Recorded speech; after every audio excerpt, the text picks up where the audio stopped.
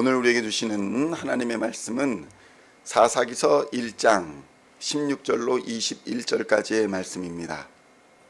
사사기 1장 16절로 21절까지의 말씀 찾으셨으면 함께 한 목소리로 봉독하도록 하겠습니다. 모세의 장인은 겐 사람이라 그의 자손이 유다 자손과 함께 종려나무 성읍에서 올라가서 아랏 남방의 유다 황무지에 이르러 그 백성 중에 거주하니라. 유다가 그의 형제 시므온과 함께 가서 스밧에 거주하는 가나안 족속을 쳐서 그곳을 진멸하였으므로 그 성읍의 이름을 호르마라 하니라. 유다가 또 가사 및 그 지역과 아스글론 및 그 지역과 에그론 및 그 지역을 점령하였고 여호와께서 유다와 함께 계셨으므로 그가 산지 주민을 쫓아내었으나 골짜기의 주민들은 철병거가 있으므로 그들을 쫓아내지 못하였으며 그들이 모세가 명령한 대로 헤브론을 갈렙에게 주었더니 그가 거기서 아낙의 세 아들을 쫓아내었고 베냐민 자손은 예루살렘에 거주하는 여부수 족속을 쫓아내지 못하였으므로 여부수 족속이 베냐민 자손과 함께 오늘까지 예루살렘에 거주하니라. 아멘. 할렐루야. 오늘은 사사기 1장 16절로 21절까지의 말씀을 본문으로 쫓아내지 못한 이유라는 제목으로 은혜의 말씀을 함께 나누고자 합니다. 성도 여러분, 신앙생활은 한순간의 싸움이 아니라 평생의 싸움입니다. 그런데 가나안 정복, 오늘 본문에서 드러나는 가나안 정복의 싸움도 마찬가지인 것을 보게 됩니다. 한번 가나안에 들어갔다고 끝이 아니라는 것입니다. 성도 여러분, 우리의 싸움도 마찬가지입니다. 이 땅에서의 우리의 믿음의 싸움은 주님이 다시 오시는 그날까지 계속되는 싸움이라는 사실을 우리는 먼저 깨달아야 하는 것입니다. 이스라엘이 어떠했습니까? 여호수아가 죽은 이후에 이스라엘은 걸출한 지도자를 잃고 잠시 방황을 했습니다. 그러나 그들이 배워왔던 대로 그들의 지도자가 가르쳐준 대로 기도하며 움직이기를 시작합니다. 하나님께 먼저 물었습니다. 하나님께 기도했다는 것입니다. 그들이 하나님께 기도했을 때에 하나님이 유다 지파를 먼저 부르십니다. 그리고 유다 지파는 담대하게 가나안 땅으로 올라갔습니다. 이스라엘이 다시 정복 전쟁을 시작할 수 있었던 이유는 바로 하나님께서 말씀을 주시고 힘 주시고 능력 주셨기 때문이었습니다. 하나님의 말씀을 따라서 순종하여 이스라엘은 베색과 헤브론 그리고 예루살렘 근처의 땅을 차지하게 되었습니다. 악한 왕 아도니 베색을 죽이기도 하는 등 성공적인 전투를 이끌기도 했습니다. 그런데 성도 여러분, 문제는 그것이 아니었습니다. 그 이후에 성공적인 전투 이후에 성공적인 가나안 정복 이후에 문제가 발생하기 시작했다는 것입니다. 약속된 땅을 완전히 정복하기보다는 오히려 타협하고 가나안 주민들과 적당히 더불어 살기를 작정했다는 것입니다.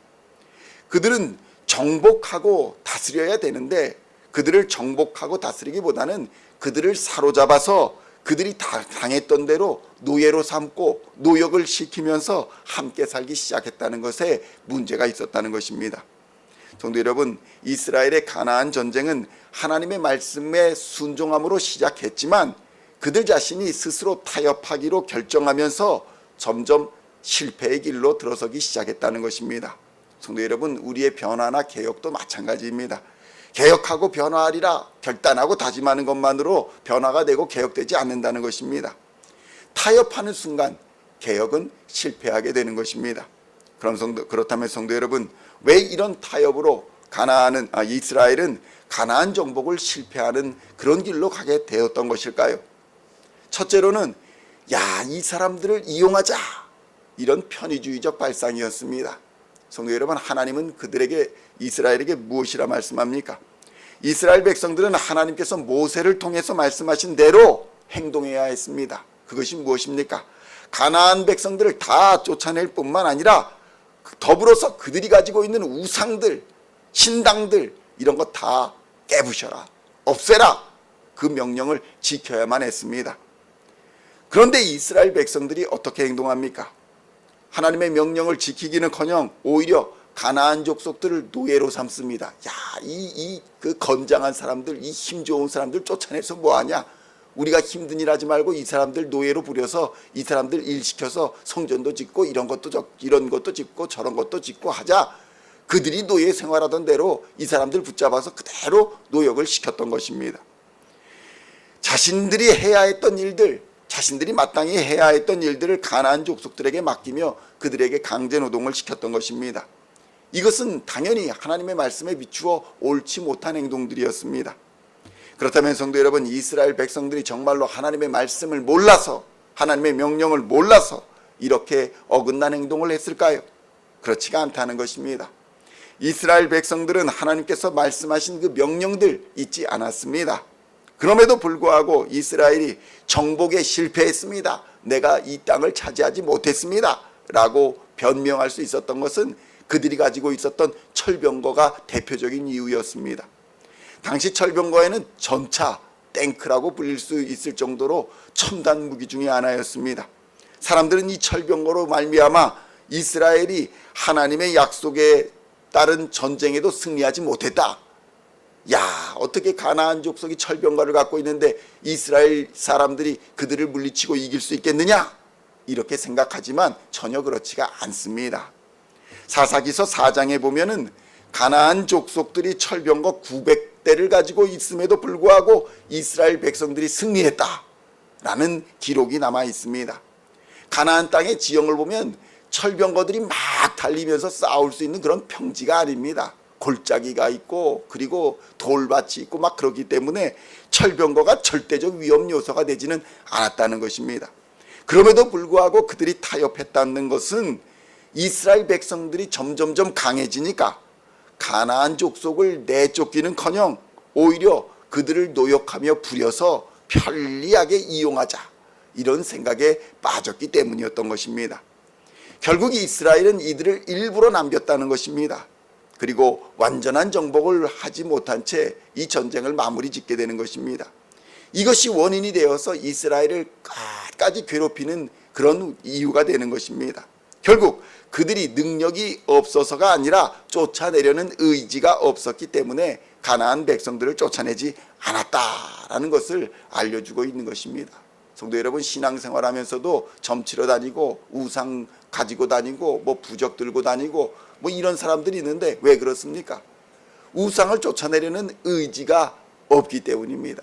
그들을 이용하려고 하는 편의주의가 있기 때문에 아이고 하나님이 뭐 어떻고 교회면 어떻고 부처님이 뭐 어떻고 부적이면 어떠냐, 나에게 복만 주면 그만이지, 이런 생각이 있기 때문에 결국은 타협하고 그들을 이용하자 는 생각이 그들을 타락으로 이끌어가는 것입니다.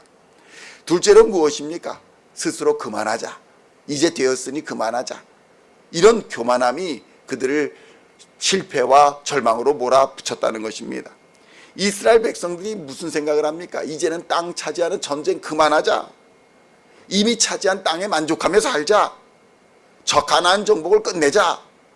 하나님께서는 무엇이라 말씀합니까? 가나안 정복을 다 마치고 다 차지하라, 이렇게 말씀하시는데, 아니 이만하면 됐으니 우리가 이 땅 차지하고 여기서 그냥 놀고 그냥 즐기자, 이렇게 교만함을 보였기 때문에 실패했다는 것입니다. 전쟁은 하나님께 속하였음에도 불구하고 이스라엘은 교만하여서 이만하면 되었다라고 생각하며 멈추었다는 것입니다. 가나안 땅을 정복할 능력이 있음에도 불구하고 하나님께서 명령하신 가나안 정복을 제대로 수행하지 않았다는 것입니다. 이스라엘 백성들은 이미 자기들이 차지한 땅에서 그저 편안하게 자신들의 노예를 부리면서 안락한 삶을 살고자 했다는 것입니다. 아이고 이만하면 돈 많이 모아두었으니 이제 신앙생활 그만해도 되겠다, 이 정도면 복 많이 받았으니 내가 뭐 이 나이에 굳이 열심히 교회에 나갈 필요가 뭐가 있냐, 대충 하며 즐기자, 이런 생활이 결국 신앙의 실패로 이끌어간다는 것입니다. 성도 여러분, 이렇게 되니까 이스라엘 백성들은 어떻게 됩니까? 자신이 정한 한계, 거기에서 벗어나질 못했습니다. 이쯤 하면 됐다에서 벗어나질 못하고 오히려 신앙이 점점 쇠퇴해 가더라는 것입니다. 국력도 쇠퇴해 가더라는 것입니다. 성도 여러분, 그래서 있을 때 잘해야 하고 멈추지 말아야 하는 것입니다. 신앙생활이 그렇습니다. 멈추면 그 상태에서 있는 것이 아니라 후퇴합니다. 자꾸 뒤로 물러나는 것입니다. 그래서 처음 가진 신앙도 잃어버리는 상황으로 몰려가는 것입니다. 신앙은 멈추지 말아야 되는 줄로 믿습니다. 이 안일함이 왜 계속 일어나게 됩니까? 이게 마지막 원인과도 관계되어 있습니다. 마지막으로 이제 괜찮을 거다. 이제 이만큼 신앙생활했으니, 이제 이만큼 땅을 차지했으니 이제는 염려가 없을 것이다 라는 안일함이 결국은 실패의 원인이 되었다라는 것입니다. 성도 여러분, 사실 이 안일함은 인간의 죄악된 본성이기도 합니다. 이 안일함 때문에 죄악을 계속 반복하는 것입니다. 동일한 실수를 반복하더라는 것입니다. 안일함은 실수를 반복하게 하기도 무너뜨리는 것입니다. 이 안일함은 무엇입니까? 아이고, 당장 심판도 없고 당장 어려운 일도 없고 내가 당장 교회 안 나간다고 해서 큰 어려움도 없으니 그저 이 상황에 적당히 타협해서 편안한 길로 가자. 이것이 바로 안일한 신앙생활인 것입니다. 안일한 삶인 것입니다. 어쩌면 한국교회 또 미국의 이민교회의 가장 큰 위기는 바로 이 안일함에서 비롯되고 있는지도 모릅니다. 어려운 시절을 잠깐 벗어나고 보니까 이만하면 열심히 일했다 생각하고 여기고 믿음 생활을 멈추고 소홀히 하니 믿음의 위기가 찾아오고 전쟁이 시작되는 것을 애써 모른 척하고 살아가는 것입니다. 그동안 뭐하는 거 다 까먹고 살더라는 것입니다.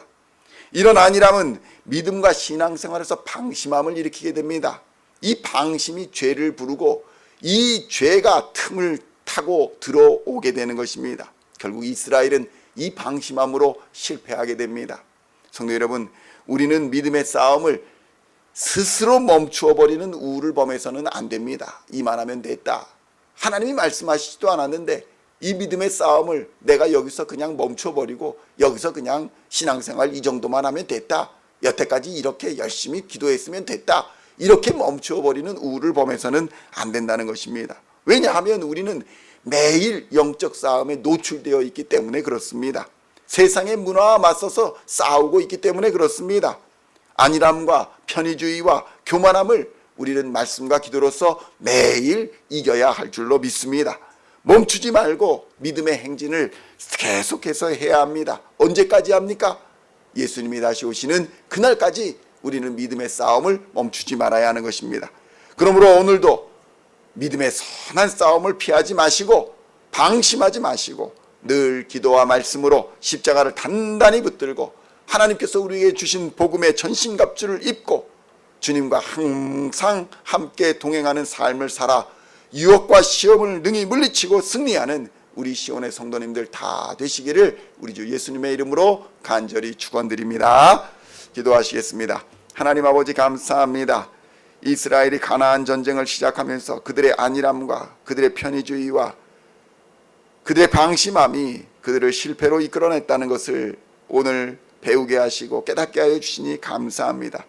우리의 믿음 생활이 이만하면 되었다, 이 정도면 되지 않았는가, 이런 안일함과 교만함으로 죄가 틈을 타고 들어오고 영적 싸움에 노출되어 실패하는 그런 우를 범하지 않도록 주님 역사하여 주시옵소서. 기도와 말씀 속에서 성령 충만으로 영적 싸움에서 승리하는 자들 되게 하여 주시고 주님 다시 오시는 그날까지 믿음의 선한 싸움 끝까지 싸워 생명의 면류관, 영광의 면류관 얻는 하나님의 사람들 다 되게 하여 주시옵소서. 십자가를 단단히 붙들고 하나님이 주신 복음의 전신갑주를 입고 주님과 주의 성령과 항상 동행하는 삶을 오늘도 능히 살아낼 수 있도록 주님 역사하여 주시옵소서. 감사를 드렸고 우리를 구원하신 우리 주 예수 그리스도의 이름으로 간절히 기도하옵나이다. 아멘.